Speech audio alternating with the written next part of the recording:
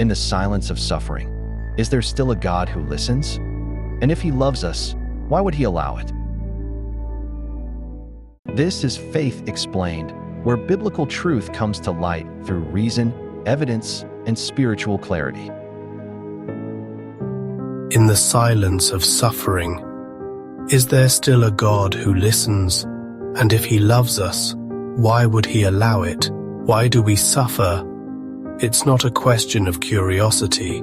It's a cry, rising from the aches of real lives.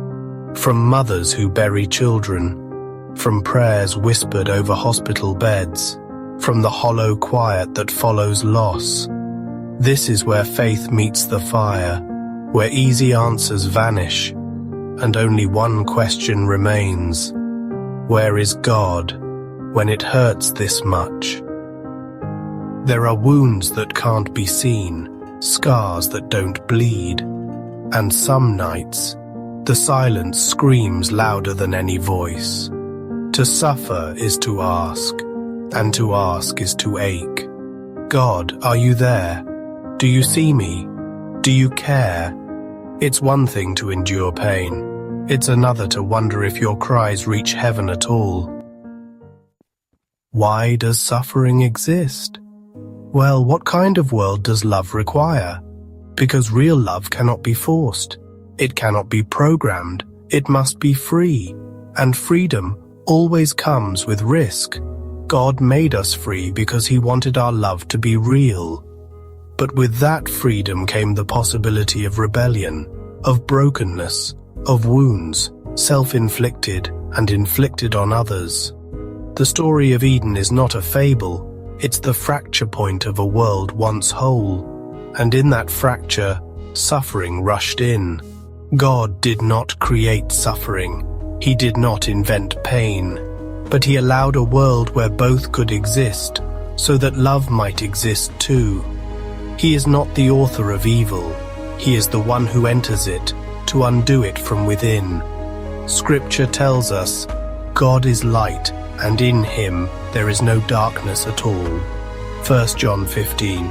So if there's darkness around you, know this. It is not from him, but he is not afraid to walk with you through it. The Bible does not offer neat, polished answers. It gives us stories soaked in tears. Job, scraping his wounds in the dust. David, writing songs of anguish beneath the stars. Jesus, sobbing in Gethsemane and bleeding on a cross. This is not a God who watches from above. This is a God who descends, who enters the pain, who weeps with us. Here lies the mystery. The God who allows suffering chose to suffer himself. He was betrayed by a friend, mocked by a crowd, torn by whips, hung on wood. And in his final breath he echoed the cry of humanity, my God, why have you forsaken me?"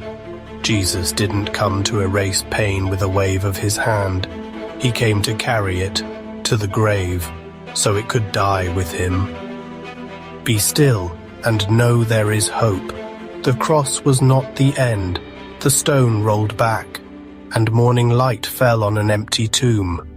Romans 8:28 tells us, God works all things together for good, for those who love him.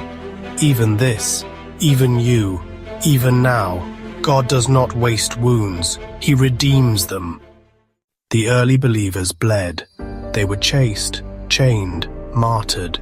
But they also sang in prison. They rejoiced in their trials. They wrote, "These light and momentary afflictions are producing for us a glory that far outweighs them all."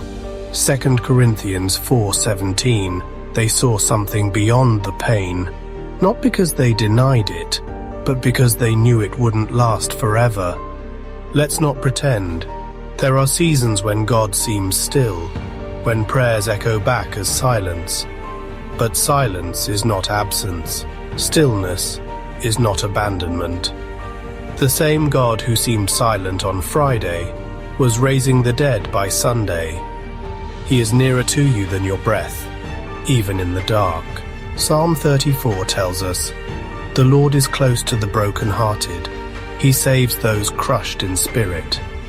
If your heart is breaking, God is not far. If your faith is weak, He is not disappointed. If you're questioning everything, He is still listening. He does not turn away from your pain. He turns toward it. He turns toward you. So, why would a loving God allow suffering? Because love requires freedom. Because He is patient with a world in process. Because He alone can take what is broken and make it beautiful. And because He did not spare Himself from the pain He allows in us. He entered it.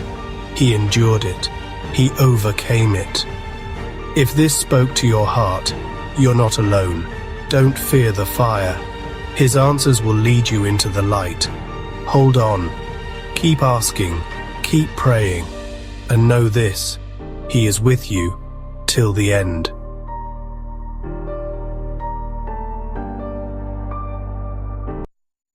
If this helped you get more clarity and inspired you, make sure to like, subscribe, comment, and share this with someone you care about.